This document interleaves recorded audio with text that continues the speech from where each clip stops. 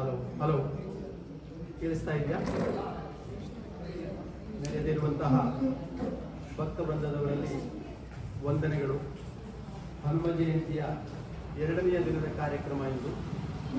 ಈ ಕಾರ್ಯಕ್ರಮದಂದು ಹರಿಕೀರ್ತನಾ ಒಂದು ಕಾರ್ಯಕ್ರಮವನ್ನು ಸಹ ನಾವು ಹಮ್ಮಿಕೊಂಡಿದ್ದೇವೆ. ಹರಿಕೀರ್ತನೆ ನಮ್ಮೆಲ್ಲರ ಕಣ್ಮಣಿಯಾದಂತಹ ಪ್ರಿಯಾ ಮತ್ತು ರವಿರಾಜರವರ 2ನೆಯ ಸುಕುಮಾರಿ ತುಂಬ ಬಾಲ್ಯಾವಸ್ಥೆಯಲ್ಲಿಯೇ ಹರಿಕೀರ್ತನೆಯನ್ನು ಕಲಿತುಕೊಂಡು ವರಸಿದ್ಧಿ ವಿನಾಯಕನ ಪದಮೂಲದಲ್ಲಿ ಇಂದು ಅದರ ಅರ್ಪಣೆಯನ್ನು ಮಾಡ್ತಾ ಇದ್ದಾಳೆ. ಅದರ ಶುಭಾರಂಭ ತಮಗೆಲ್ಲರಿಗೂ ತಿಳಿದಿರಬಹುದು. ಈ ಹಿಂದೆ ಇದೇ ದೇವಸ್ಥಾನದಲ್ಲಿ ಕುಮಾರಿ ಶಾರ್ವರಿ ಸಹ ತನ್ನ ಹರಿಕಥಾ ಕಾಲಕ್ಷೇಪವನ್ನು ಪ್ರಾರಂಭ ಮಾಡಿ ತುಂಬ ಔನ್ನತ್ಯಕ್ಕೆ ಏರಿದಂತಹ ಒಂದು ಹುಡುಗಿ. ಹಾಗೆ ನಮ್ಮ ನಿಧಿ ನಾಲಿಗೆಯಲ್ಲಿ ಸರಸ್ವತಿ ದೇವಿ ನಲಿದಾಡಲಿ ಅಂತ ಹೇಳಿ ಎಲ್ಲ ದೇವರುಗಳನ್ನು ಪ್ರಾರ್ಥಿಸಿ ನಾವು ಅವರನ್ನು ಹಾರೈಸೋಣ ಎಂದು.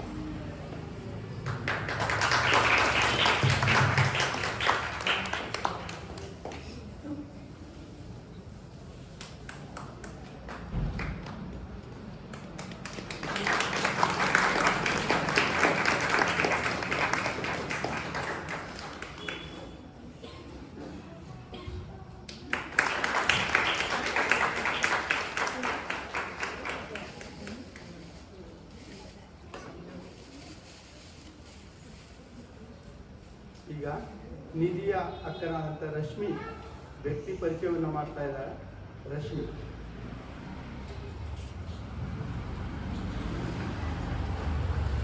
ಶ್ರೀ ಗುರುಭ್ಯೋ ನಮಃ. ಅಗಜಾನನ ಪದ್ಮಾರ್ಕಂ ಗಜಾನನ ಮಹರ್ನಿಶಂ ಅನೇಕದಂತಂ ಭಕ್ತಾನಾಂ ಏಕದಂತಮುಪಾಸ್ಮಹೇ. ವೈಕುಂಠ ಏಕಾದಶಿ ಹಾಗೂ ಗೀತಾ ಜಯಂತಿ ಹಾಗೂ ಹನುಮ ಜಯಂತಿ ಇಂದಿನ ಈ ಶುಭ ದಿನದಂದು ಕಥಾಕೀರ್ತನೆಗೆ ಬಂದಿರುವ ಎಲ್ಲರಿಗೂ ನನ್ನ ಹಾರ್ದಿಕ ಸ್ವಾಗತ, ಸುಸ್ವಾಗತ. ನಮ್ಮ ಭಾರತದ ಪುರಾಣದ ಕಥೆಗಳನ್ನು ವಿವಿಧ ರೀತಿಯಿಂದ ಜನಮಾನಸಕ್ಕೆ ತಲುಪುವಂತೆ ಅಭಿನಯ, ನೃತ್ಯ, ಹಾಸ್ಯ, ಸಂಗೀತ, ಪ್ರಾಚೀನ ಸಾಹಿತ್ಯಗಳು, ಪ್ರಚಲಿತವಾದ ಸಾಹಿತ್ಯಗಳು, ಕಗ್ಗಗಳು, ಹಾಡುಗಳು ಇವುಗಳನ್ನು ಒಟ್ಟುಗೂಡಿಸಿಕೊಂಡು ಪ್ರದರ್ಶಿಸುವ ಕಲೆ ಕಥಾಕೀರ್ತನೆ ಅಥವಾ ಹರಿಕಥೆ. ಇಂದು ತಮ್ಮ ಗುರುಗಳಾದ ವೀಣಾ ಸೋಮಯಾಜಿರವರ ಆಶೀರ್ವಾದದಿಂದ ನಿಧಿಯು ಸೇವಾ ಮನೋಭಾವನೆಯಿಂದ ಹರಿಕಥೆಯನ್ನು ಪ್ರದರ್ಶಿಸಲು ಸಿದ್ಧರಾಗಿದ್ದಾರೆ. ಅವಳೊಂದಿಗೆ ಉದಯೋನ್ಮುಖರಾದ ಪ್ರತಿಭಾವಂತರಾದ ಕಲಾವಿದರು ಹಾರ್ಮೋನಿಯಂ ವಾದ್ಯವನ್ನು ನುಡಿಸುವ ಚಿನ್ಮಯ ಭಾರದ್ವಾಜ್ ಹಾಗೂ ತಬಲಾ ವಾದ್ಯವನ್ನು ನುಡಿಸುವ ಪ್ರಮಥ್ ಕೀರ್ತನವರು ಬಂದಿದ್ದಾರೆ. ಭದ್ರಗಿರಿ ಶ್ರೀ ಅಚ್ಯುತದಾಸರು ಹಾಗೂ ಭದ್ರಗಿರಿ ಶ್ರೀ ಕೇಶವದಾಸರು ಹಾಗೂ ಶ್ರೀ ಗುರು ರಾಜರು ನಾಯ್ಡು ಇವರಂತಹ ಪ್ರಸಿದ್ಧ ಹರಿದಾಸರ ಆಶೀರ್ವಾದವನ್ನು ಕೋರುತ್ತಾ ಇಂದಿನ ಹರಿಕಥೆಯನ್ನು ಪ್ರಾರಂಭಿಸೋಣ. ನಿಧಿಯ ಅಜ್ಜಿಯರಾದ ಇನ್ನಮ್ಮ ಹಾಗೂ ಅಮ್ಮಮ್ಮ ಅವರು ಅವಳಿಗೆ ಒಂದು ಹಾರ ಹಾಕಿ ಈ ದಿನ ಶುಭ ಕಾರ್ಯವನ್ನು ಶುರು ಮಾಡುತ್ತಾರೆ.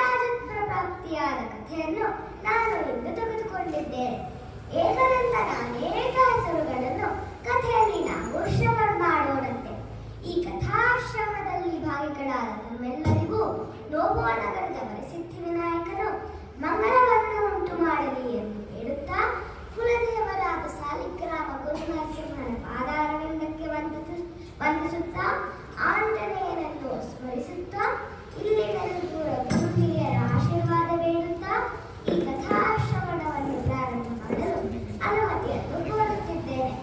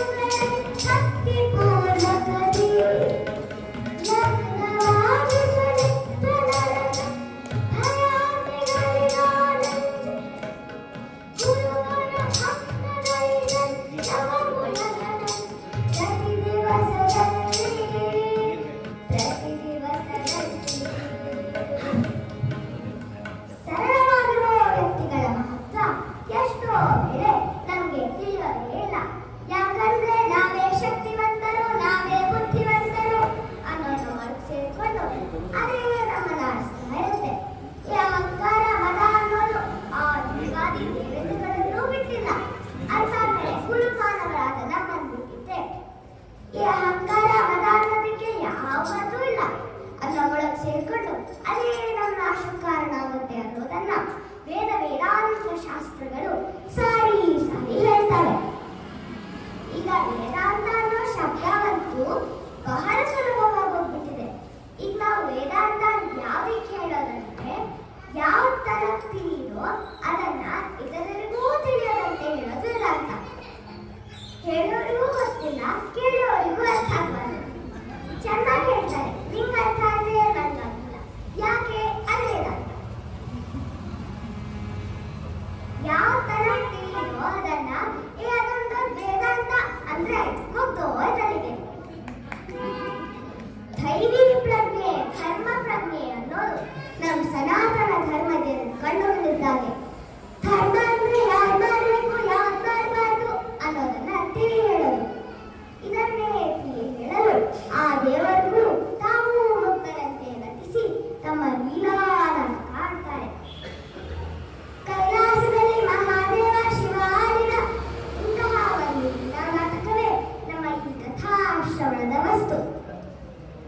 ವರಸಿದ್ಧಿ ವಿನಾಯಕ ಶಿವಪಾರ್ವತಿ ಸುತ ಲೋಭೋನಗರದ ಕನಕನ ಮಹಿಮೆ. ವರಸಿದ್ಧಿ ವಿನಾಯಕ ಶಿವಪಾರ್ವತಿ ಸುತ ಲೋಭೋನಗರದ ಕನಕನ ಮಹಿಮೆ. ಆಡಿಕೋಗಳಲ್ಲಿ ಅತಿಲೋನವೆನಿಪುದು, ಬಾಡಿಕೋಗಳಲ್ಲಿ ಅತಿಲೋನವೆನಿಪುದು. ಇಹಪರ ಮಾರ್ಗ ಸುಧಾರಕ. ಕೈಲಾಸದಲ್ಲಿ ಶಿವನ ಭಟ್ಟರಾದ ಶಿವಗಣಗಳದು ಅಪಾರ ಶಕ್ತಿ. ಸದಾ ಮಹಾದೇವನ ಹತ್ತಿರದಲ್ಲಿ ಇರುವವರಲ್ಲಿ ಅವರು ಅವರ ಚಿತ್ರ ವಿಚಿತ್ರ ರೂಪ, ಅವರ ಬಗೆ ಬಗೆಯ ವೇಷ ಇವುಗಳನ್ನೆಲ್ಲ ಕೈಲಾಸದ ತಪ್ಪಲಲ್ಲಿ ನೆಲೆಸುತ್ತಾ ಸಾಮಾನ್ಯ ಜನರು ಬೆಳಗಿನಿಂದ ನೋಡ್ತಿದ್ರು.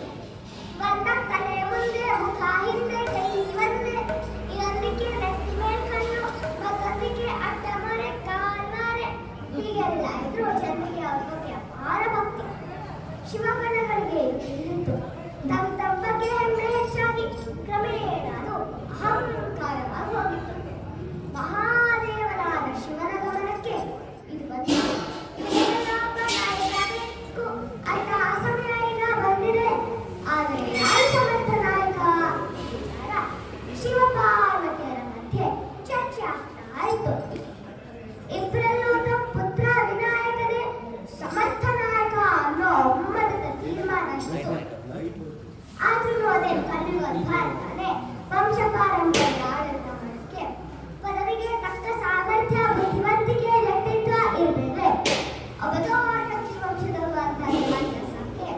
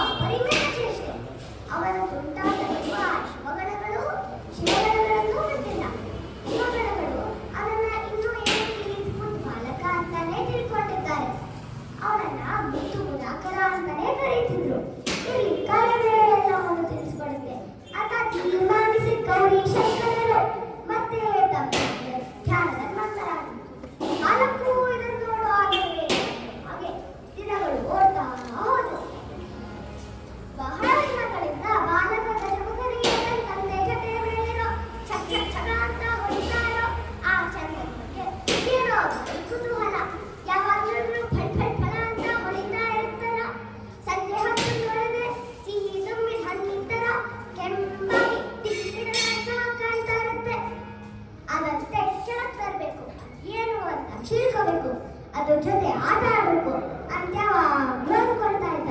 ಅದಕ್ಕಾಗಿ ಸಮಯ ಹುಡ್ತಾ ಇದ್ದ ಅವನು.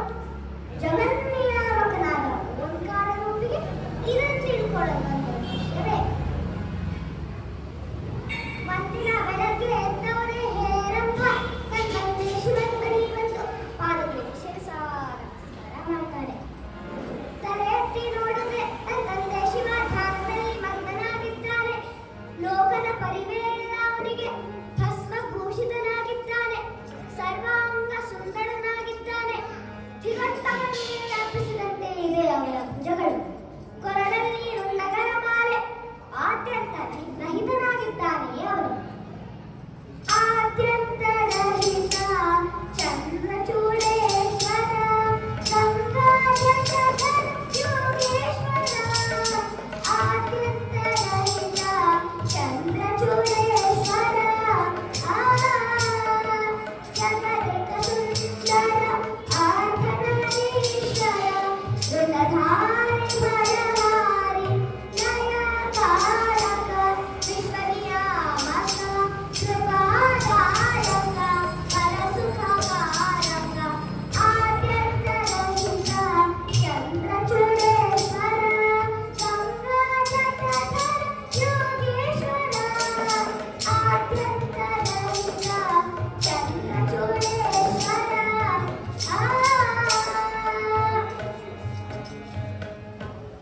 ಏನೋ ಮಹತ್ಕಾರ್ಯ ಆಗಬೇಕಾಗಿದೆ ಈಗ. ಲೋಕ ಕಲ್ಯಾಣಕ್ಕಾಗಿ ಏನೋ ಪೂರ್ವ ಸಿದ್ಧತೆ ನಡೀತಾ ಇದ್ದೇನೋ ಅನ್ನೋ ತರಹ ಆ ಸೂತ್ರಧಾರಿ ಶಿವ ಯೋಗ ನಿದ್ರೆಯಲ್ಲಿ ಮಗ್ನನಾಗಿದ್ದಾನೆ. ಶಿವನ ಜೊತೆಯಲ್ಲಿ ಚಂದ್ರ ದಿವ್ಯವಾದ ಪ್ರಕಾಶದಿಂದ ಹೊಳಿತಾ ಇದ್ದಾನೆ. ಆ ಚಂದ್ರ ತುಂಡ ಬಾಲಕ ದಿವ್ಯಾಸ್ತನ ಮನಸ್ಸಿನಲ್ಲಿ ಒಂದು ಆಲೋಚನೆ ಬರುತ್ತೆ. ಇದೇ ತಕ್ಕ ಸಮಯ ಎಂದು ನಾಟಕವೊಂದು ವಸ್ತುವಾಯಿತು. ತೆಗೆದು ಬಿಟ್ಟರೆ ಹೊಳೆಯುವ ವಸ್ತುನ ದೃಢ ನಿಶ್ಚಯ ಮಾಡ್ತಾವ ಹಾಗೆ ಸರ ಅಂತ ಶಿವನ ಮೈಯಲ್ಲಿ ಹೋಗಿ ಹೊಳೆಯುವ ಚಂದ್ರನ ಎರಡು ತೆಗೆದೇ ಬಿಟ್ಟ. ವಿನಾಯಕನಿಗೆ ಜೈ, ವಿಘ್ನಹರನಿಗೆ ಜೈ, ಏಕದಂತನಿಗೆ ಜೈ. ಓಹೋ, ಕೃಷ್ಣ ಪಿಂಗಾಕ್ಷನ ಕೈಗೆ ಬಂತು ಈಗ ಹೊಳೆಯ ವಸ್ತು. ಈ ಆಟದ ವಸ್ತುನ ತನ್ನ ಬಾಲು ಸ್ನೇಹಿತರಿಗೆ ತೋರಿಸ್ಬೇಡ್ವೆ. ಒಮ್ಮೆ ಎಲ್ಲರೂ ಆಟದ ವಸ್ತುನ ಪೂರ್ತಿಯಾಗಿ ತಿರುಗಿಸಿ ಮುರುಗಿಸಿ ನೋಡ್ಬೇಕಲ್ಲ. ಆಮೇಲೆ ನಾನೇ ಅದನ್ನ ಆಟದ ಬೆಳೆಸಿದ ಪದ್ಧತಿ. ಓಡಿದ ಓಂಕಾರ ಓರೆಗೆಯವರ ಒಟ್ಟಿಗೆ ಇತ್ತ ಸಂಗಡಿರು ಕಾಯ್ತಾ ಇದ್ದಾರೆ. ಹಿರಿಯರನ್ನು ಎತ್ಕೊಂಡು ಅಪೂರ್ಣ ಎಂದು ಕೆಡಿಸಿಕೊಂಡು ಅವರ ಏಕನಿಷ್ಠನಾದ ಏಕದಂತ ಬರಬೇಕಾಗಿತ್ತು. ಎಷ್ಟೊತ್ತಿಗೆ ಏನಿದು ಇಲ್ಲಿ ಬರ್ತಾ ಇದೆ ಅಕ್ಷರ ಅಂತ ಎದ್ದು ನೋಡ್ತಾ ಇದ್ದಾರೆ. ಬಾಳೆಯ ಗಜಮುಖ ಆಟವನಾಡುವ ಚಿಮ್ಮಿದಾಡುಗಳ ಗಂಟಿಯವು ದೂರದ ಮರದಲ್ಲಿ ಮಾವದುವಾಗಿ ಸವಿಯಲು ಸಿಗಲಿದೆ ಹಲಸಿನ ಹಣ್ಣು. ಬಾಳೆಲ ಸುಂದರ ಆಟವನಾಡುವ ಮಾವಿನ ಮರದಲ್ಲಿ ಸೇರೋಣ. ಉತ್ತಮ ಮರವನ್ನು ಏರುತ್ತ ಹಣ್ಣುಗಳನ್ನ ಕೀಳೋಣ.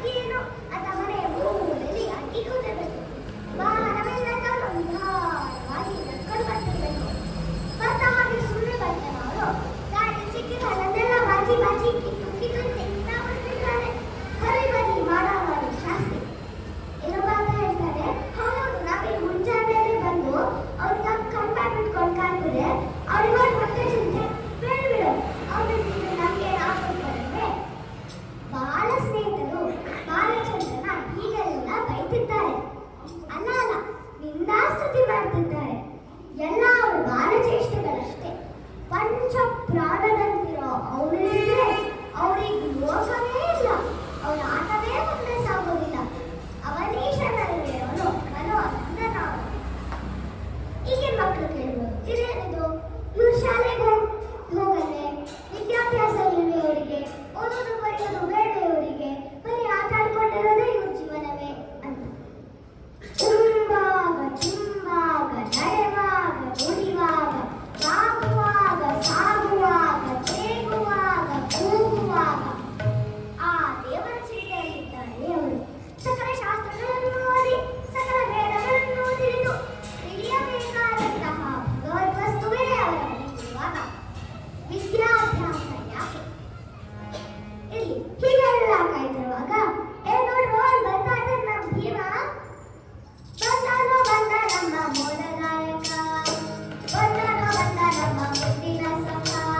ಶರಣು ಶರಣೆಯ ಮೊದಲನೇ, ಶರಣು ಶರಣೆಯ ಮುದ್ದಿರಾಗನೇ, ಶರಣು ಶರಣೆಯ ಸರ್ವ ಸಿದ್ಧಿರಾಗನೇ, ಶರಣು ಶರಣೆಯ ವಿದ್ಯಾ ಬುದ್ಧಿರಾಗನೇ, ಶರಣು ಶರಣೆಯ ಬರೋಂಕಾರ ಶಿಖರಾದಿಂದ ಇಳಿದು ಮರುಗಾವನವರೆಂದು ಓಡಿ ಬಂದ ನಮ್ಮ ವಿಶ್ವವನ್ಯ ಕಾರು ಒಯ್ದು ಬಂದ ನಮ್ಮ ಗಜಕರ್ಣ. ಶರಣು ಶರಣೆಯ ಜಯ ಮೊದಲನೇ, ಶರಣು ಶರಣೆಯ ಜಯ ಮುಕ್ತಿದಾತನೇ, ಶರಣು ಶರಣೆಯ ಸರ್ವ ಸಿದ್ಧಿದಾತನೇ, ಶರಣು ಶರಣೆಯ ಬರೋಂಕಾರ. ಮೂಷಿಕ ವಾಹನನಿಗೆ ಜೈ, ಮೋದಕ ಹಸ್ತನಿಗೆ ಜೈ, ಚಾಮರ ಕರ್ಣನಿಗೆ ಜೈ.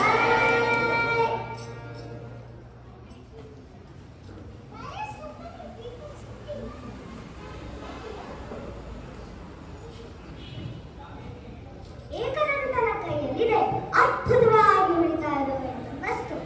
ಸಮಸ್ತ ಮಕ್ಕಳು ಹೋಗಿ ಅವನು ಸೇರ್ಕೊಳ್ತಾರೆ. ಏನೋ ವಿನಾಯಕ ಇದು ಏನೇನು ಇಷ್ಟೊಂದು ಹೊಡಿತಾ ಇದೆ, ಅದಕ್ಕೆ ಇಷ್ಟೊಂದು ಮಾಡಿದ್ದ ನೀನು? ನಾವೇನೋ ಎಷ್ಟೆಲ್ಲ ಬೈತಿದ್ವು ಗೊತ್ತಾ? ಇನ್ಮೇಲೆ ಹಾಗೆಲ್ಲ ಬೈಯಲ್ಲ ಕಣೋ. ಏನಪ್ಪ ಅಂತ ಹೇಳ್ತಾರೆ, ಹೌದು ಕಣ ನಿಮಗೆ ತಿಂಡಿ ಬಂದ ದೊಡ್ಡ ಹೊಟ್ಟೆ ಅಂತ ತಮಾಷೆ ಮಾಡ್ತೀವಿ. ನಾನಂತೂ ಆಗ್ಲೆಲ್ಲ ಮಾಡ್ಲಿಲ್ಲಪ್ಪ. ಅಲ್ಲ ಬರೋದಿಲ್ಲ, ಅಲ್ಲೂ ಹೋಗ್ಬಿಟ್ಟಿದೆ ಪ್ರಣವ. ಇವ್ರು ಹೇಳಿದ ನಾನು ಕಿವಿ ಮೇಲೆ ಹಾಕೊಂಡಿಲ್ಲ ಪ್ರಣವ. ಎಲ್ರು ತೋರ್ಸೋ ತೋರ್ಸೋ ಅಂತ ಅಕ್ಕಲ್ಲಿಂದ ಕೂಗಿದ್ರು. ಇನ್ನೊಬ್ಬ ಆತ ಅಂತಾನೆ, ಏನೋ ವಿನಾಯಕ ಇದು ವಿಚಿತ್ರವಾಗಿದೆ, ಹೊಡಿತಾನೂ ಇದೆ, ಚಂದಂಗಿದೆ. ಇನ್ಮೇಲೆ ನಾವು ರಾತ್ರಿಲೂ ಚಂದ ಆಟ ಆಡೋದು ಕಣೋ. ಚಂದ ಕಳೆದೋಗುತ್ತೆ ಅನ್ನೋ ಭಯನೇ ಇಲ್ಲ. ಎಷ್ಟು ದೂರ ಬೇಕಾದ್ರೂ ಹೊಡೆದ್ರು, ಅದು ಮೇಲೆ ಯಾವ ಪೊದೆ ಮೇಲೆ ಬಿದ್ರು ಹೊಡಿತಾ ಇರುತ್ತಲ್ಲ, ನಮ್ ಕಣ್ಣಿಗೆ ಕಾಣಿಸುತ್ತೆ. ಹೋಗೋದು ತಗೊಳ್ಬೋದು ಅಷ್ಟೇ, ಹುಡುಕೋರಲ್ಲೇ ಇಲ್ಲ. ಬಂದು ಆ ಮರದ ಕೆಳಗೆ ಕೂತ್ಕೊಂಡಿದ್ದ ನೋಡೋಣ ಅಂತ ಏಕದಂತ ಮರದ ಕೆಳಗೆ ಹೋಗ್ತಾನೆ. ಎಲ್ಲರಿಗೂ ಭಾರಿ ಸಂಭ್ರಮ. ಹೊರಗೆ ಬಂದ ಮೇಲೆ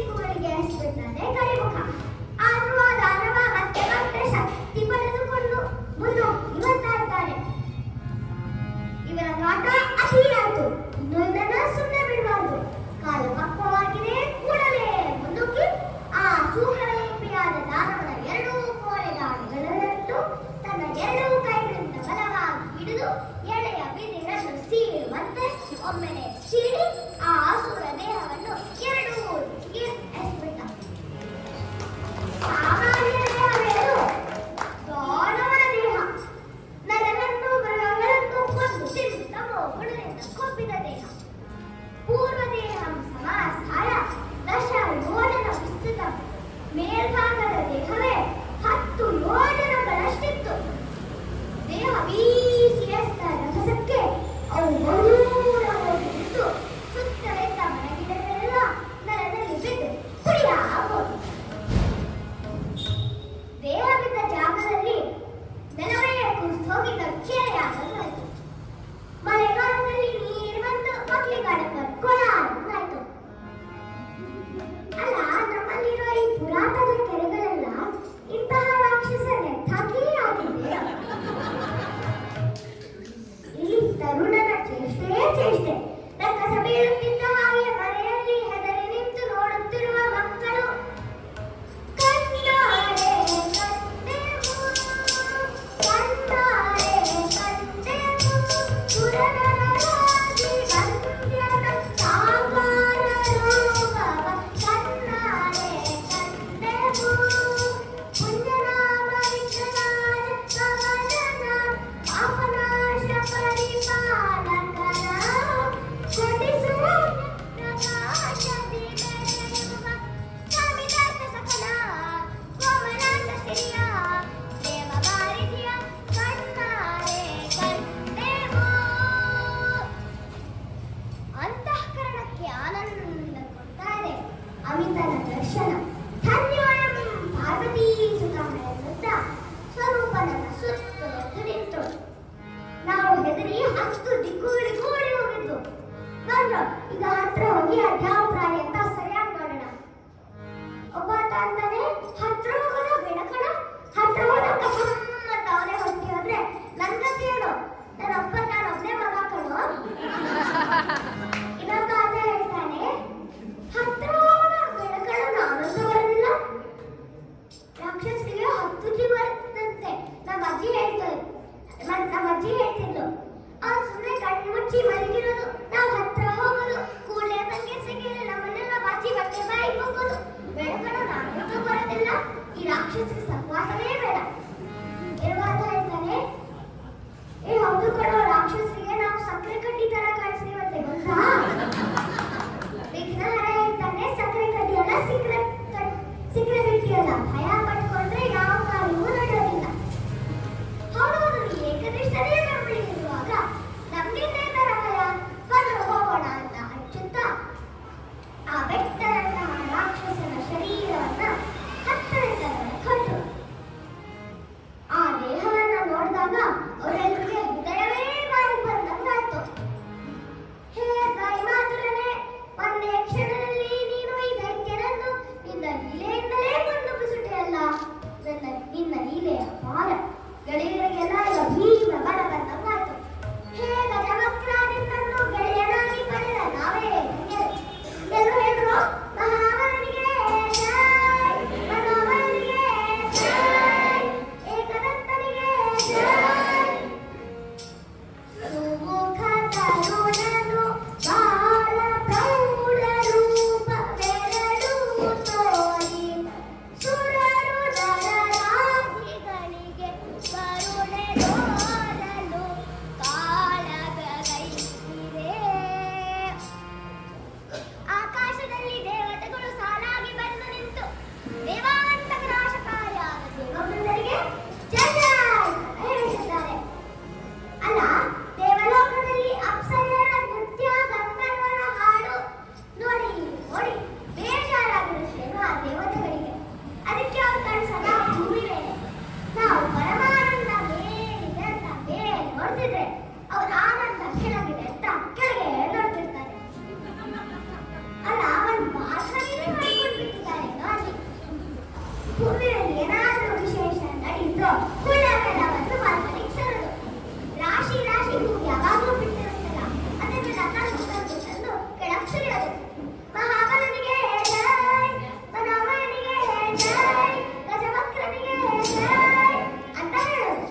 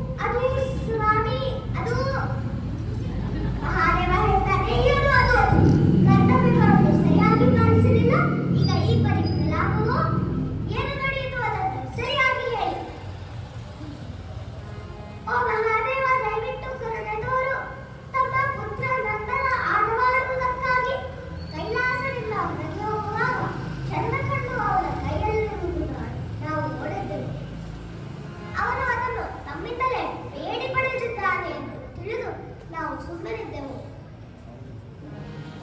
ಇದನ್ನು ಕೇಳಿದ ಶಿವನ ಅಭಿಮಾನ ಕೆರಳಿತು. ಉಂಡು ತಿನ್ನುವುದಲ್ಲೇ ಕಾಲವನ್ನು ಕಳೆಯುವ ನಿಮ್ಮಿಂದ ರಕ್ಷಣೆಯ ಕೆಲಸ ಹೇಗೆ ಸಾಧ್ಯ? ಕೇಳಿಸಿಕೊಳ್ಳಿ, ಕತ್ತು ಹೋದ ಚಂದ್ರನನ್ನಾಗಲಿ ಅಥವಾ ಚಂದ್ರನಲ್ಲಿ ಕಟ್ಟವನ್ನೇ ಆಗಲಿ ಹುಡುಕಿ ಹಿಡಿದು ತಂದಿರೋ ಸರಿ, ಇಲ್ಲವಾದರೆ ಎಲ್ಲರನ್ನು ಸುಟ್ಟು ಭಸ್ಮ ಮಾಡಿ ಶರೀರಕ್ಕೆ ನೇಮಿಸಿಕೊಂಡ್ಬಿಡ್ತೇನೆ ಅಂದ್ಬಿಟ್ಟ. ಭಯದಿಂದ ತಪ್ಪಿದರಾದರು ಪ್ರಮಥರು. ಈ ಶವನಿಗೆ ಸದಾ ಭಸ್ಮಧಾರಣೆ ಅಂತ ಯೋಚನೆ. ಭಸ್ಮಧಾರಣೆ ಹೇಗಾಯ್ತೇನೋ ಇವನಿಗೆ, ಶಿವ ಏನ್ ಮಾಡೋದೀಗ ಅಂತ ಪಾರ್ವತಿ ಸುತ ಮಾತನಾಡುತ್ತಿದ್ದ ಜಾಗಕ್ಕೆ ಧಾವಿಸಿ ಹೋದರು.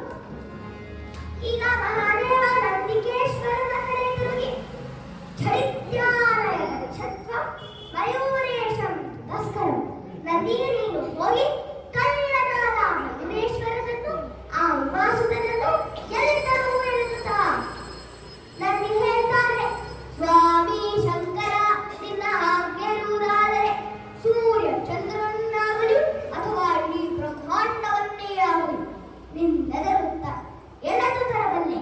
ಹೀಗಿರುವಾಗ ಆ ಎಳೆಗೂಸು ಬಾಲಚಂದ್ರ ನನಗೆ ಯಾವ ಲೆಕ್ಕ? ಇದೋ ಹೊರಟೆ ಎಂದು ವಾಯು ವೇಗದಲ್ಲಿ ಗರ್ವ ಮೆರೆಯುತ್ತಾ ಹೊರಟ ನಂದಿ. ಪುರಂದರದಾಸರು ಹೇಳ್ತಾರೆ, ಗರ್ವವೇ ತಾಕೋ ನೀನಾಗೆ ಪಾಮರಾಗಲೋಜ, ಹರೆಯೊಳಗೆ ಕೂರು ಮತಿಗೆ ಸಾಮರೇನೋ ನೀನು, ಗರ್ವವೇ ತಾಕೋ ನೀನಾಗೆ ಪಾಮರಾಗಲೋಜ. ದೇವರ ಮಂಕುತಿಮ್ಮನ ಮಗ ಹೇಳುತ್ತೆ, ನಾನು ನಾನೆನ್ನುತ್ತೆ ಕಿರಿಕೊಳದಲ್ಲಿ ಗಾನ ಬೆಳೆಯುವುದು ಹೆಮ್ಮೆಯು ಕಡಲ ಮನಸ್ಸು ನೂನನೆಲ್ಲವನ್ನು ಭಕ್ತಿಗಳ ಕಡಲೆರಿಸೆ ಅವನವನು ಗಂಟಲಿಗೆ ಬಂತು. ಕಿರಿಕೊಳದಲ್ಲಿರುವ ನೀರಾಯ್ಕೊಳದಂತೆ ನೀರಂದ್ರೆ ನಾನೇ, ನಾನಷ್ಟೇ, ನಾನು ಮಾತ್ರನೇ ಇರೋದು ಈ ವಿಶ್ವದಲ್ಲಿ, ನಾನೇ ಶ್ರೇಷ್ಠ ಅಂತ. ಕಡಲು ಅನ್ನುವ ಬಂದಿರುತ್ತೆ, ಅದು ಅಪಾರದಲ್ಲಿ ಇಟ್ಕೊಂಡಿರುತ್ತೆ ಅನ್ನೋದನ್ನ ಅದು ತಿಳ್ಕೊಂಡಿರಲ್ಲ. ಆ ಕಿರಿಕೊಳನ ಸಾಗರದಲ್ಲಿ ಇರಿಸಿದ್ದಾಗ ಬೆಳಗಿನ ನೀರೆಲ್ಲ ಸಾಗರದಲ್ಲಿ ಲೀನವಾಗಿ ಕೊಡ ಕಣ್ಣೆಲ್ಲ ಕರಗಿ ಹೋಗಿ ಒಳಗಿನ ನೀರೆಲ್ಲ ಸಾಗರದಲ್ಲಿ ಲೀನವಾಗಿ ಮೌನವಾಗಿ ನಾಲ್ಕು ಕರಗಿ ಹೋಗಿ ವಿಶ್ವಕ್ಕೆ ಸೇರಿಸುತ್ತದೆ. ನಾನೆಂಬ ನದಿಯ ಅಭಿಪ್ರಾಯ ನೋಡಿ ಇಲ್ಲಿ ಸಮಯ ಸನ್ನಿಹಿತವಾಗಿದೆ ಅನ್ನೋದು ಮಹಾದೇವ ಪಾರ್ವತಿಯ ಕಡೆ ತಿರುಗಿ ಸಣ್ಣ ಕೆರತ. ನಂದಿಯ ಕಣ್ಣುಗಳು ಕೋಪದಿಂದ ಕೆಂಪಾಗಿದ್ದವು, ನೀಳಾದ ಕೊಂಬುಗಳು ಅತ್ಯಂತ ಶುಭ್ರವಾಗಿದ್ದವು. ಅವರು ಓಡುವ ರಭಸಕ್ಕೆ ಗಿಡ ಮರಗಳು ಕೆಳಗೆ ಬಿದ್ದವು. ಅವರು ನೈಯುತ್ತಾ ನಾಗಾಲೋಟದಿಂದ ಬರುತ್ತಿರುವುದು ನೋಡಿದರೆ ಇಡೀ ಲೋಕವನ್ನೇ ಪುಡಿಪಟ ಮಾಡಬೇಕನ್ನೋ ಆಗಿತ್ತು. ದೂರದಲ್ಲಿ ಇರುವ ಮಕ್ಕಳೊಂದಿಗೆ ಬಾಲಚೇಷ್ಟೆಯಲ್ಲಿ ಇರುವುದು ಕೆಲವು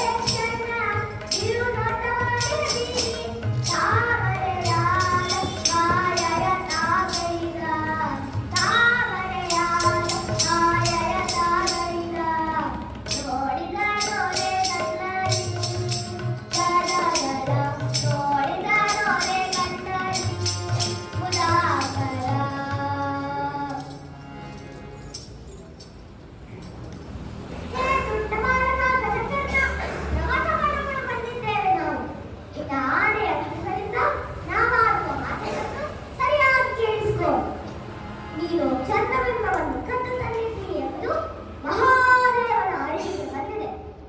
ಕೈಲಾಸಾಧಿಪತಿಯಾದ ಶಿವ ಬಹಳ ಕೋಪದಲ್ಲಿದ್ದಾನೆ. ಉಗ್ರ ಕೋಪದಿಂದ ಅವನು ನಮ್ಮೆಲ್ಲರನ್ನು ಸುಟ್ಟು ಭಸ್ಮ ಮಾಡಿ ಶರೀರಕ್ಕೆ ಲೇಪಿಸಿಕೊಳ್ಳಲು ಹೊರಟಿದ್ದಾನೆ. ನಿನ್ನ ನಿಗಾ ಶಿವನ ಬಳಿ ಎಳೆದೊಯ್ಯಲಿಕ್ಕೆ ನಾವು ಬಂದಿದ್ದೇವೆ.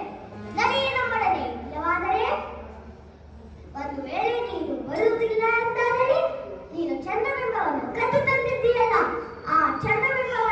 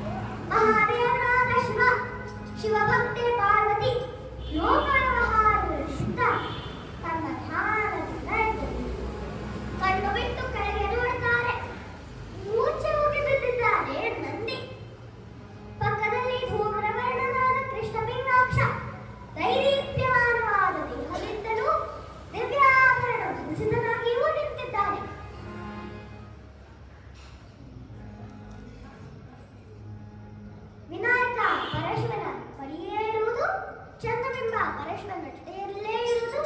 ಇದನ್ನೆಲ್ಲ ಬಿಟ್ಟುಕೊಂಡು ನೋಡುತ್ತಿರುವ ನಂದಿ ಪ್ರಮಥರು ಬಹಳ ಆಶ್ಚರ್ಯದಿಂದ ಲಲಾಟೆ ಶಶೀದೇವ ವೃಥಾನ್ಯಕ್ತ ವಯಂ ಶಿವ.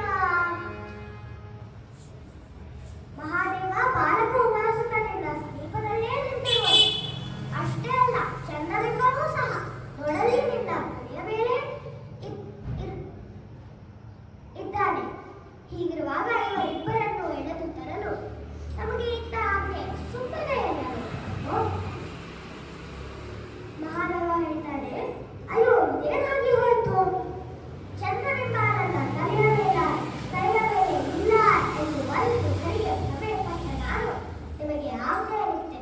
ನೀವು ವ್ಯರ್ಥ ಶ್ರಮಿಸದಂತೆ ಆಯ್ತಲ್ಲ. ಈಗಾಗಲೇ ಶಿವಗಣಗಳಿಗೆಲ್ಲ ಬಾಲಕನಿಗೆ ನಿಜ ಪರಿಚಯ ಆಗಿದೆಯಲ್ಲ. ಈತ ಸಾಮಾನ್ಯವಲ್ಲ, ಮೇಲಾಗಿ ಅತ್ಯಂತ ಗುರುನಾಮೈ. ರಕ್ಕಸನಾಗಿ ಸಮುದ್ರ ಬಂದಂತೆ ನಮ್ಮನ್ನು ಬಡ್ಕೊಂಡು ಸಾಕಿದ್ರೆ ನಮ್ಮದೇನಾಗಿತ್ತು ಇಷ್ಟೊತ್ತಿಗೆ? ಶಿವ ಪಾಪ ಬರೀ ತನ್ನ ಉಸಿರಿನಿಂದ ನಮ್ಮನ್ನು ಹಿಂದೆ ಮುಂದೆ ಆಡಿಸಿ ನೀವು ತಡೆಗಳಿಗೆ ಸಮಾನ ತೋರಿಸ್ಕೊಟ್ಟ ಅಷ್ಟೇ. ಅನಂತರ ಅವರು ಕರಗಳನ್ನು ಜೋಡಿಸುತ್ತಾ ಬಾಗಿದ ಬೆಂಡುಳ್ಳವರಾಗಿ ನಮ್ರತಾಭಾವದಿಂದ ನಿಂತರು ಏಕಪ್ರಕಾರ. ನನಗೆ ಹೇಳ್ತಾರೆ, ಸ್ವಾಮಿ ಶಂಕರ ನಮ್ಮಿಂದ ಯಾವೊಂದು ಅಪರಾಧವೂ ನಡೆದಿಲ್ಲ ಎಂದು ತಮ್ಮ ಕನಚಿತ್ತಕ್ಕೆ ವೇದ್ಯವಾಗಿದ್ದರೆ, ಇಂದಿನಿಂದ ಈ ಮಯೂರೇಶ್ವರನೇ ಈ ಮಾಸದನೇ ನಮಗೆ ಒಡೆಯನಾಗಿರುವಂತೆ ಅನುಗ್ರಹಿಸಿದೇವಾ. ಹೌದು ಮಹಾದೇವ, ಹೌದು ಮಹಾದೇವ ಅಂತ ಗಣಗಳು ಒಪ್ಪಿಕೊಳ್ಳಿಲ್ಲ ಶಿವನನ್ನ ಬೇಡ್ಕೊಂಡು. ಒಬ್ಬ ಬಾಲಕ ಉಪಾಸುತ್ತ ಸುಮ್ಮನೆ ಬಾಲಚೇಷ್ಟೆಯಲ್ಲಿ ಮಾಡಿಕೊಂಡು ವೃಥ ಕಾಲಹರಣ ಮಾಡ್ತಾನೆ ಎಂದು ಅವರಿಗೆ ಅಪಹಾಸ್ಯ ಮಾಡುತ್ತಿದ್ದ ಗಣಗಳಿಗೆಲ್ಲ ಈಗ ಬಾಲಕನ ನಿಜ ಪರಿಚಯ ಆಗಿದೆ ಅಂದ್ಕೊಂಡು ಹಾಗೇ ಆಗಲಿ ಅಂತ ಪರಶಿವ ಅನುಗ್ರಹ ಮಾಡಿದೆ.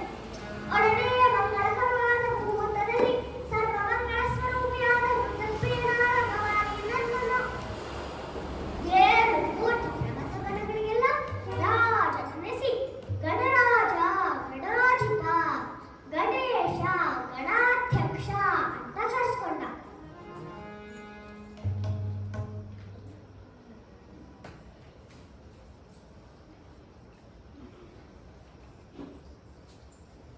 ಕ್ಷಮಾಕರನಾದ ಕ್ಷಿಪ್ರನು ತಮ್ಮ ಯೋಡಿಯನಾದ ಎಂದು ಹರ್ಷಗೊಂಡು ಗಣಗಳು ವೀರ ಗರ್ಜನೆಯನ್ನು ಮಾಡಿದರು.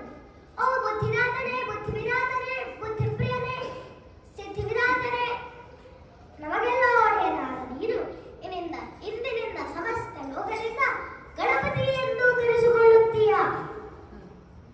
ನಿನಗೆ ಕೋಟಿ ಕೋಟಿ ವಂದನೆಗಳು. ಆಕಾಶದಲ್ಲಿ ದೇವತೆಗಳು ಮತ್ತೆ ಬಾಲಕನಿಗೆ ಬಂದರು. ಗಂಗಾ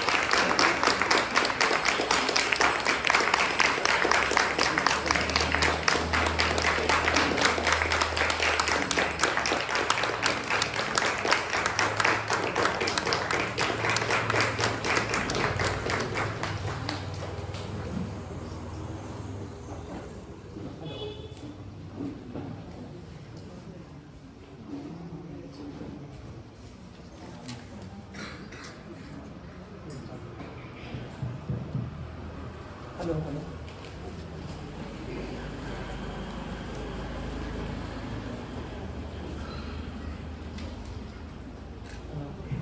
ಓಂ ಶ್ರೀ ಗಣಪತಿ ನಮಃ.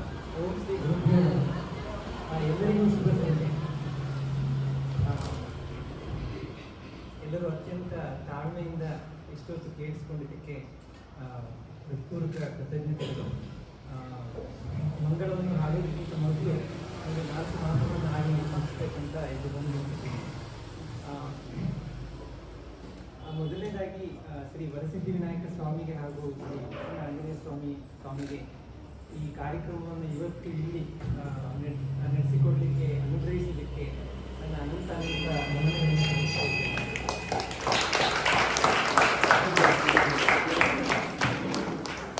ಇನ್ನು ಶ್ರೀ ವರಸಿದ್ಧಿ ವಿನಾಯಕ ದೇವಸ್ಥಾನದ ಆಡಳಿತ ಮಂಡಳಿಗೆ ನನ್ನ ಹೃತ್ಪೂರ್ವಕ ಕೃತಜ್ಞತೆಗಳು.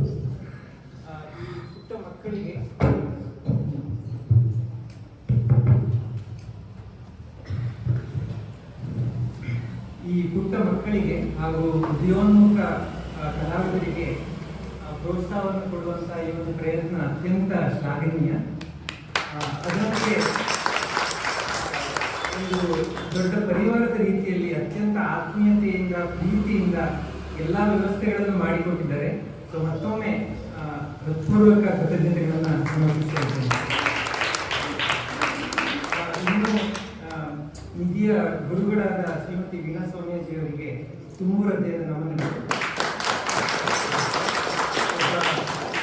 ಚಿಕ್ಕ ಹುಡುಗಿಗೆ ಈ ರೀತಿ ತಯಾರಿ ಮಾಡಿಸ್ಬೇಕಾದ್ರೆ ಹಾಗೂ ಈ ರೀತಿ ಒಂದು ಸಂಸ್ಕಾರವನ್ನು ಕೊಡಬೇಕಾದ್ರೆ ಅದರ ಹಿಂದೆ ಗುರುವಿನ ಪರಿಶ್ರಮ ಹಾಗೂ ಪ್ರಯತ್ನ ಅತ್ಯಂತ ದೊಡ್ಡದು. ಸೊ ಈ ರೀತಿ ಗುರುವಿನ ಆಶೀರ್ವಾದದಿಂದಲೇ ಮಕ್ಕಳಿಗೆ ಸಾಧನೆಯ ದಾರಿಯಲ್ಲಿ ಮುಂದೆ ಸಾಗಬೇಕು. ಆದ್ದರಿಂದ ಈ ಸಂದರ್ಭದಲ್ಲಿ ನನ್ನ ಅತ್ಯಂತ ಗೌರವಪೂರ್ವಕವಾದ ನಮನ. ಇನ್ನು ಪಕ್ವಾದ್ಯದಲ್ಲಿ ಇವತ್ತು ನಮಗೆ ನೆರವು ನೀಡಿದಂತಹ ಇಬ್ಬರು ಉದಯೋನ್ಮುಖ ಕಲಾವಿದರಿಗೆ ನನ್ನ ಹೃತ್ಪೂರ್ವಕ ಕೃತಜ್ಞತೆಗಳು. ಚಿನ್ಮಯ ಭಾರದ್ವಾಜ್ ಇವರು ವಿದ್ವಾನ್ ನವನೀತ್ ಶಾ ಅವರ ಹತ್ರ ಹಾರ್ಮೋನಿಯಂ ಅಭ್ಯಾಸ ಮಾಡ್ತಾ ಇದ್ದಾರೆ. ಅದರೊಂದಿಗೆ ವಿದ್ವಾನ್ ಪ್ರವೀಣ್ ಗೋಡ್ಖಿಂಡಿ ಅವರ ಹತ್ರ ಕೊಡಲು ಹಾಗೂ ಅಭ್ಯಾಸ ಮಾಡ್ತಾ ಇದ್ದಾರೆ. ಅದರೊಂದಿಗೆ ಪ್ರಮೋದ್ ನಮಗೆ ತಬಲದಲ್ಲಿ ಕಲಿಕೊಟ್ಟವರು ಅವರು ವಿದ್ವಾನ್ ಶ್ರೀ ಮೋಹನ್ ಅವರ ಹತ್ರ ತಬಲವನ್ನು ಕಲಿತಾ ಇದ್ದಾರೆ. ಸೊ ಅವರಿಬ್ಬರಿಗೂ ಅನಂತ ಕೃತಜ್ಞತೆಗಳು. ಇವರು ಇಬ್ಬರು 10ನೇ ತರಗತಿಯಲ್ಲಿ ಓದ್ತಾ ಇದ್ದಾರೆ. ಸೊ ಅವರ ಕಲಿಕೆ ನಡುವೆಯೂ ಹಾಗೂ ಅವರಿಗೆ ಇದೊಂದು ಮಾತ್ರ ಕಾರ್ಯಕ್ರಮ ಅಲ್ಲ, ಬೇರೆ ಕಾರ್ಯಕ್ರಮಗಳು ಇದ್ದು ಅದರ ಮಧ್ಯೆ ಕೂಡ ಬಿಡುವು ಮಾಡಿಕೊಂಡು ಇಲ್ಲಿ ಕಾರ್ಯಕ್ರಮಕ್ಕೆ ಬಂದಿದ್ದಾರೆ, ಈ ಕಾರ್ಯಕ್ರಮವನ್ನು ನಡೆಸಿಕೊಟ್ಟಿದ್ದಾರೆ. ಸೊ ಈ ಇಬ್ಬರು ಉದಯೋನ್ಮುಖ ಕಲಾವಿದರು ಕೂಡ ಶ್ರೀ ವರಸಿದ್ಧಿ ವಿನಾಯಕ ದೇವರು ಭಗವಂತನು ಅತ್ಯುತ್ತಮ ಯಶಸ್ಸನ್ನು ಹಾಗೂ ಸಾಧನೆಯ ಫಲವನ್ನು ಅನುಗ್ರಹಿಸಿ ಆ ಭಗವಂತನ ಅನುಗ್ರಹ ಅವರ ಮೇಲೆ ಸದಾ ಇರಲಿ ಅಂತ ನಾನು ಹಾರೈಸ್ತೇನೆ. ಅವರ ತಂದೆ ತಾಯಿಯರಿಗೂ ಅವರ ಕುಟುಂಬದವರಿಗೂ ನನ್ನ ಹೃತ್ಪೂರ್ವಕ ನಮನಗಳು ಮತ್ತು ಕೃತಜ್ಞತೆಗಳು.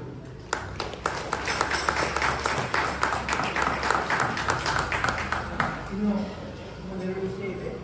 ಈ ಕಾರ್ಯಕ್ರಮದ ಕುರಿತಾಗಿ ನಮ್ಮ ಕುಟುಂಬದಲ್ಲಿ ಹಾಗೂ ನೋಬನಗರದ ಪರಿವಾರದಿಂದ ಬಹಳಷ್ಟು ಜನ ಸಹಾಯ ಮಾಡಿದ್ದಾರೆ.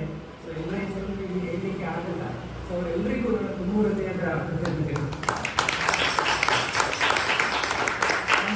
ನೀವೆಲ್ಲರಿಗೂ ಸೇರಿದ್ದೀರಿ, ಈ ಮಕ್ಕಳಿಗೆ ಬೆನ್ನು ತಟ್ಟಿ ಪ್ರೋತ್ಸಾಹಿಸಿದ್ದೀರಿ, ಅವರನ್ನು ಮುನ್ನಡೆಸಿದ್ದೀರಿ. ಆದ್ದರಿಂದ ನಿಮಗೆಲ್ಲರಿಗೂ ಕೂಡ ನನ್ನ ಪೂರ್ವ ಕೃತಜ್ಞತೆಗಳು ಸಮರ್ಪಿಸ್ತಾ ಇದ್ದೇನೆ. ಕೊನೆಯದಾಗಿ ಈ ಕಾರ್ಯಕ್ರಮ ನಡೆಸಿಕೊಡ್ಲಿಕ್ಕೆ ಶ್ರೀ ವರಸಿದ್ಧಿ ವಿನಾಯಕ ಸ್ವಾಮಿ ಅನುಗ್ರಹ ಖಂಡಿತ ಇದೆ. ಅದರೊಂದಿಗೆ ನಿಧಿಯ ತಾಯಿ ಪ್ರಿಯಾಳ ಸಂಕಲ್ಪ ಕೂಡ ಇದಕ್ಕೆ ಅತ್ಯಂತ ಮುಖ್ಯ ಕಾರಣ ಅಂತ ನಾನು ಭಾವಿಸ್ತೇನೆ. ಆ ತಾಯಿಯ ಸಂಕಲ್ಪ ಅತ್ಯಂತ ಶಕ್ತಿಯುತವಾದುದು. ಆ ಶಕ್ತಿಯಿಂದ ಈ ಮಕ್ಕಳಿಗೆ ಈ ಸಾಧನೆಯ ದಾರಿಯಲ್ಲಿ ನಡೆಯಲಿಕ್ಕೆ ಇಬ್ಬರು ಮಕ್ಕಳಿಗೆ ಕೂಡ ಆ ಶಕ್ತಿ ಸಿಗ್ತಾ ಇದೆ ಅಂತ ನನ್ನ ನಂಬಿಕೆ. ಅದಕ್ಕೋಸ್ಕರ ಈ ಕಾರ್ಯಕ್ರಮವನ್ನು ಶ್ರೀ ವರಸಿದ್ಧನಾಯಕ ಸ್ವಾಮಿಗೆ ಹಾಗೂ ಪ್ರಿಯಾಳಿಗೆ ನಾವು ಸಮರ್ಪಿಸ್ತಾ ಇದ್ದೇವೆ.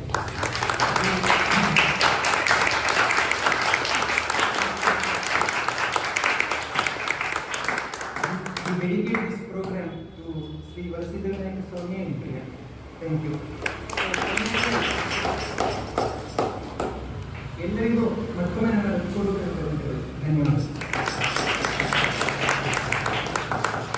ಕನ್ನಡಿಗರಾದ ಗಣಪತಿಯ ಈ ಶುಭಪ್ರದವಾದ ಕಥೆಯನ್ನು ಕೇಳಿದ ತಮ್ಮೆಲ್ಲರಿಗೂ ನನ್ನ ಸಾದರ ಪ್ರಣಾಮಗಳು.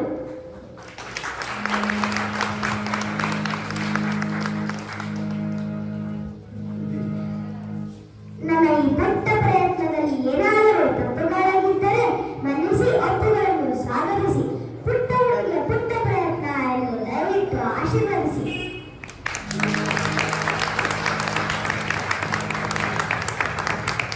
ಈಗ ಈ ಕಥೆಗೆ ಮಂಗಳವನ್ನು ಹಾಡುತ್ತಿದ್ದೇನೆ.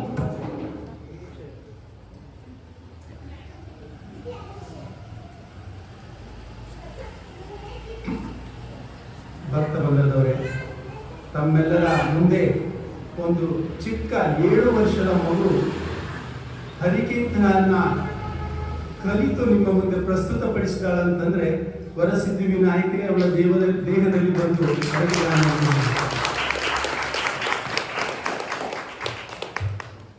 ಮಾತ್ರವಲ್ಲ, ಕಳೆದ ವರ್ಷ ಇವಳ 7ನೇ ಹುಟ್ಟು ಹಬ್ಬವನ್ನ ಅವಳ ತಾಯಿ ನಮ್ಮೆಲ್ಲರಿಗೂ ನೋಬೋ ನಗರದ ಕಣ್ಮಣಿ ನಮ್ಮೆಲ್ಲರ ತಂಗಿ ಪ್ರಿಯಾ ಒಂದು ವಿಶಿಷ್ಟ ರೀತಿಯಲ್ಲಿ ಅದನ್ನ ನೆರವೇರಿಸಿದ್ರು ಸನಾತನ ಸಂಪ್ರದಾಯದ ಪ್ರಕಾರವಾಗಿ. ಇತ್ತು ಆ ತಾಯಿ ನಮ್ಮೊಂದಿಗೆ ಇಲ್ಲ ಅಂತ ಹೇಳುವಂಥದ್ದು ನಮಗೆ ಅತಿ ದುಃಖ ಕೊಡುವಂತಹ ವಿಚಾರ. ಆದರೆ ಆಕೆ ಕಲಿಸಿಕೊಟ್ಟಂತಹ ಸಂಸ್ಕಾರ ಈ ಮಕ್ಕಳ ರಕ್ತ ಗಮನಿಯಲ್ಲಿ ಹರಿತಾ ಇದೆ. ಅದು ಮುಂದೆ ಪ್ರವರ್ತಮಾನಕ್ಕೆ ಬರುತ್ತೆ ಅಂತನ್ನುವಂಥದ್ದು ನಮ್ಮೆಲ್ಲರ ಭಾವನೆ, ಅಭಿಲಾಷೆ ಮತ್ತು ಆಶೀರ್ವಾದ. ಆಕೆ ಇಲ್ಲದಿದ್ರು ಖಂಡಿತವಾಗಿ ಇವತ್ತು ದಿನ ಮೇಲೆ ನಿಂತುಕೊಂಡು ತನ್ನ ಮಗಳ ಈ ಕಥಾ ಕಾಲಕ್ಷೇಪವನ್ನ ಕಂಡು ನೆರೆದಿದ್ದಾಳೆ. ಅವಳ ಮನಸ್ಸು ಹರ್ಷಿತವಾಗಿದೆ ಅಂತ ಹೇಳಿ ನಾವೆಲ್ಲರೂ ಭಾವಿಸೋಣ.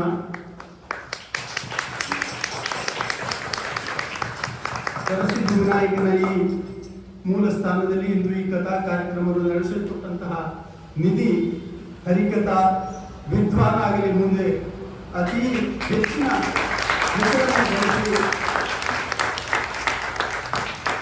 ಉತ್ತರೋತ್ತರವಾದಂತಹ ಎಲ್ಲ ಆರೋಗ್ಯವಾಗಲಿ, ಐಶ್ವರ್ಯವಾಗಲಿ, ವಿದ್ಯೆ ಆಗಲಿ ಎಲ್ಲವೂ ಲಭಿಸಲಿ ಅಂತ ಹೇಳಿ ನಾವು ಇಲ್ಲಿರುವ ಎಲ್ಲಾ ಸ್ಥಳ ದೇವತೆಯಲ್ಲಿ ಪ್ರಾರ್ಥಿಸಿಕೊಳ್ತೀವಿ. ಹಾಗೆ ದೇವಸ್ಥಾನದ ಪ್ರಸಾದ ರೂಪವಾಗಿ ಆಕೆಗೆ